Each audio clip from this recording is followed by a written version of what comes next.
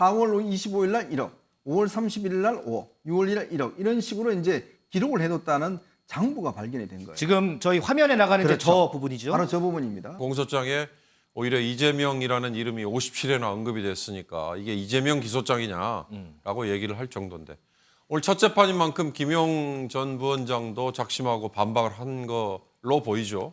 오늘 김용 전 민주연구원 부원장에 대한 재판이 열립니다. 김용 전 부원장, 이재명 대표, 민주당 이재명 대표의 최측근으로 꼽히죠. 그렇기 때문에 오늘 재판에 상당히 많은 관심들이 쏠릴 수밖에 없습니다. 민지숙 기자. 네. 자, 받는 혐의 한번 우리가 쭉 자세하게 좀 정리를 해보죠. 네, 일단 쟁점 여러 가지가 있는데 오늘 재판의 핵심 먼저 설명을 드리겠습니다. 이 김용정 부원장이 받았던 이 8억 원의 돈 왜 받았고 어디에 썼는지가 핵심 쟁점이 되고 있습니다. 이 돈이 이재명 대표의 대선 선거 자금으로 쓰였다면 이 대장동이나 성남FC 의혹과는 차원이 다른 이 치명타가 될 수 있기 때문인데요. 여기에 또 김용 부원장에게 돈을 건넨 혐의로 함께 재판에 넘겨진 이 유동규, 남욱, 이 대장동 일당이 이 재판에서 어떤 추가 폭로를 내놓을지도 주목이 되고 있습니다. 일단 검찰은요, 김 전 부원장의 혐의를 입증할 이 충분한 물증을 이미 확보했다라는 입장입니다. 윤경호 의원님. 일전에 김용 전 부원장 공소장을 보면 김용이라는 이름보다 이재명이라는 이름이 더 많이 나와요. 57에 나왔다 뭐 이런 얘기도 있던데 때문에 이 공소장이 김용 전 부원장 공소장이 아니고 이재명 대표의 공소장인 것 같다 이런 말까지 나오잖아요. 때문에 오늘 재판에서 검찰 그리고 김용 전 부원장 입에 관심이 상당히 쏠릴 수밖에 없을 것 같아요. 그렇습니다. 첫 재판이잖아요. 더군다나 선거 자금으로 추정되는 정치 자금을 김용이 받아다가 그걸 누구한테 줬겠느냐? 이재명 대선 후보에게 줬을 것이다라는 걸로 검찰이 기소를 했기 때문에 그래서 지금 앵커가 얘기한 것처럼 공소장에 오히려 이재명이라는 이름이 57회나 언급이 됐으니까 이게 이재명 기소장이냐라고 얘기를 할 정도인데 오늘 첫 재판인 만큼 김용 전 부원장도 작심하고 반박을 한 걸로 보이죠. 우선 검찰권 남용이다라고 얘기를 했고 방어권도 행사하지 못하도록 검찰이 탈탈 털어막았다. 그리고 피의 사실을 공표했다. 중요한 대목이 하나 있어요. 김용 전 부원장 주장 중에 하나는 검찰이 기소 내용을 변경을 했다. 당초에 처음에 언론에게 또는 대외적으로 발표를 했을 때 1억 원으로 시작했었는데 나중에 이게 8억 원으로 금액이 불어나면서 오히려 공소장의 항목이 바뀌었다. 그걸로 봐서는 부실한 기소다. 이런 이제 주장을 펼친 건데요. 사실 김용 부원장의 경우에 본인이 예를 들어서 돈을 줬다고 가장 지금 지목되고 있는 남욱 변호사, 뭐 6억 원 정도가 남욱 변호사가 조성을 해서 김용 부원장에게 전달을 했고 이 돈이 간 걸로 지금 검찰은 기소를 했지 않습니까? 네. 그러나 남욱 부원장과의 뭐 예를 들어서 영장 실질 심사 때 대면도 못했다든지 뭐 여러 가지 무리한 기소다, 무리한 수사다 이런 거에 대한 반박인데요. 사실 대선 자금으로 쓰일 만한 정치자금법 위반이라고 했기 때문에 네. 검찰은 돈의 흐름을 입증할 수 있는 명확한 증거를 이 재판 과정에서 내놓지 않는 한 이를테면 이 증언에 의한 기소만으로는 사실은 공소가 유지되는 게 가능할까? 법원에서 그걸 재판부가 받아들일까? 이 점이 앞으로 이 재판의 핵심이 아닐까 싶습니다. 자, 그러면 오늘 재판에 출석하는 김용 전 부원장 모습 한번 보고 올까요?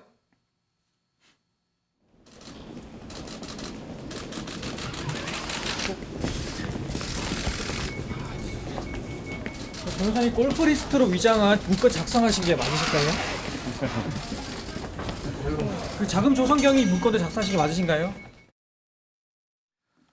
네, 오늘 함께 재판에 출석한 유동규 전 본부장 남욱 변호사 모습 보고 오셨습니다. 이현정 의원님, 조금 전에 윤경호 의원이 얘기했듯이 어쨌든 김용 전 부원장 측은 전부 이게 진술에 의한 거다 이런 얘기를 했어요. 때문에 검찰이 이를 입증한 뭐 증거, 예를 들면 뭐 자금 출처라든지 사용처라든지 이 부분을 제시를 해야 될 텐데 과연 제시를 할 수 있을까 이 부분도 관심이 좀 쏠립니다. 그러니까 뇌물 사건은 현장에서 누가 목격하기가 어렵기 때문에 그 진술의 구체성 이런 거 가지고 이제 주로 유무죄 여부를 판단합니다. 이번 같은 경우는 결정적인 이제 유죄로 어떤 그 심증을 갖출 수 있는 게 남욱 변호사의 재무 관리하는 이모 씨라는 분이 있습니다. 근데 이 분이 여러 가지 남욱 변호사의 어떤 돈의 어떤 입출납을 기록한 기록장이 있어요. 그 기록장에 보면 날짜가 명시가 되어 있습니다. 그리고 그 날짜에 1, 3, 그다음에 관료여고 골프 이렇게 되어 있습니다. 그걸 뭐냐면 이제 골프 타수다 뭐 이런 식으로 해서 이제 어떤 면에서 좀 커버를 하려고 하는데 사실은 뭐냐면 4월 25일 날 1억, 5월 31일 날 5억, 6월 1일 1억 이런 식으로 이제 기록을 해뒀다는 장부가 발견이 된 거예요. 지금 저희 화면에 나가는 이제 그렇죠. 저 부분이죠. 바로 저 부분입니다. 그렇기 때문에 저 날짜에 실제로 돈이 어떤 전달해졌다라는 걸 이제 입증하는 것이고, 이거는 이제 이 남욱 씨 어떤 재무 관리하는 팀이 돈을 관리하기 때문에 이런 부분에 대한 어떤 돈의 흐름들, 이 흐름들이 입증이 된다 그러면 아마 김용 씨가 본인이 받았다고 뭐 이렇게 거부를 하겠지만 당시의 위치라든지 당시에 그 근처에 있었다든지 예를 들어서 유동규 씨의 사무실에 왔다는 증언도 있지 않습니까? 네. 그러면 그 날짜와 어떤 시간이라든지 이런 것들이 맞춰 나가면 아마 판사 입장에서 보면 아, 이 증거와 진술이 굉장히 구체적이고 입증 가능할 만하다라고 판단한다 그러면 사실 유죄에 굉장히 심증을 굳히는 상황이 되지 않을까 그렇게 예상을 해봅니다. 신경미 의원님, 김용전 부원장 체포영장이나 압수수색 영장을 보면 그 안에 대선 자금이라는 표현이 나오거든요. 이것 때문에 이재명 대표와도 연관을 안 지을 수는 없지 않을까 싶기도 합니다. 예, 그 당시에 영장 내용을 보면은 광주 경선 직전에 돈을 요구해서 그 돈을 가지고 광주를 내려갔다는 거죠. 그러니까 그 당시에 광주 경선이 여러 가지 맥락상으로 봐서 대단히 중요했던 시점이었습니다. 그러니까 이제 그걸 검찰이 딱 집어낸 건데요. 물론 자료가 얼마나 있느냐는 재판을 해봐야 검찰이 증거 제시를 할 것이기 때문에 현재로서는 뭐라고 예단하기는 좀 어렵습니다. 만약에 이것을 구체성이나 진실성이나 정황적으로 입증할 수 있다고 그러면은 인정이 되는 거고요. 그걸 판사가 심증상으로는 인정하지 못하겠다 그러면 매우 어렵죠. 근데 지금 여러 가지 증거를 내놓는, 금방 이 의원이 얘기한 그것도 증거 중에 하나일 텐데요. 그런 것들이 딱딱 악의가 맞아 떨어지면은 판사의 심증을 얻어낼 수 있을 거고요. 만약에 그렇지 못하면은 입증하기가 매우 어렵죠. 그리고 또 하나 지금 공소장이 자꾸 변경이 됐다고 그러는데 원래 공소장 변경은 할 수 있습니다. 이건 검찰의 법률적 권한이기 때문에 그걸 가지고 뭐라고 그러는 것은 저는 매우 법률적이지 못하다. 그건 분명히 말씀드릴 수 있습니다. 정확하게는 대선 경선 자금이라고 표시가 돼 있었죠. 이 부분은 제가 좀 정정을 하겠습니다. 민수 기자, 조금 전에 우리가 영상을 봤어요. 함께 기소된 유동규 전 본부장 그리고 남욱 변호사 오늘 재판 함께 참석을 해요. 네, 두 사람 법정 앞에서는 묵묵부답이었지만요. 앞선 이 공준일에서는 김용전 부원장에게 정치 자금을 건넸다는 사실, 본인의 혐의를 모두 인정을 했습니다.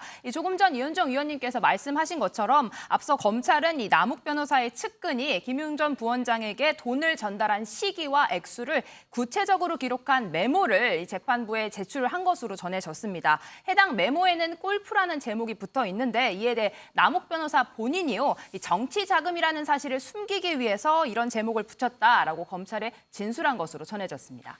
윤경호 의원님, 지금 보면 이재명 대표 측근들 줄줄이 재판 예고가 돼 있어요. 그리고 이 가운데 유동규 전 본부장은 계속해서 폭로전을 이어가고 있습니다. 이재명 대표에게도 적지 않은 부담이 될 것 같습니다. 큰 부담이죠. 사실 대장동 사태라고 얘기하면 김만배 한 축이고 실질적인 역할을 했던 유동규 또 하나 축이잖아요. 뭐 나머지 남욱이라든지 뭐 이런 분들이야 어떻게 보면은 김만배 밑에 있는 뭐 부수적인 동업자 관계라고 본다면 그 김만배 쪽은 입을 아직은 닫고 있지 않습니까? 그렇죠. 본인이 뭔가 지켜야 될 게 있는 거예요. 본인의 재산이든 그다음에 형량에 대한 고려든. 유동규 전 본부장의 경우는 처음에는 이재명 대표를 지키려는 노력을 한 걸로 비춰졌죠. 그러나 구속돼 있는 기간 중에 심경의 변화라고 알려져 있었고 그 후에 구속 만기로 풀려 나온 다음에는 오히려 이재명 대표를 공격하는 쪽으로 간단 말이죠. 네. 최근에는 나와서 뭐 유튜브 방송에도 활발히 나가서 증언을 한다고 했지 않습니까? 그게 뭐 100회가 예정이 돼 있다 이런 얘기도 있고요. 급기야 담당 재판부가 언론의 자유 내가 막을 수는 없지만 재판에 영향을 줄 수 있는 행위는 자제해달라고 얘기를 했다고 저는 알려져 있지 않아요? 네. 재판부가 그렇게 봤다는 이상은 유동규 전 본부장의 증언 중에 전원 증언이라는 것도 있잖아요. 내가 이렇게 들었다라고 하는 이런 것들은 사실 재판부가 쉽게 증거로 채택하지 않지 않습니까? 네네. 그런 여러 가지 것들을 감안하면 유동규 전 본부장의 이런 무차별적인 폭로 이게 과연 먹힐까 아니면 역효과를 가져올까? 결국 이재명 대표에게는 유동규 본부장의 폭로는 전반적으로 보면 굉장히 불리해요.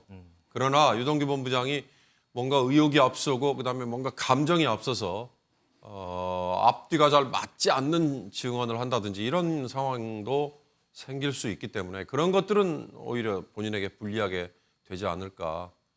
재판 과정에서 상당히 논란이 예상됩니다.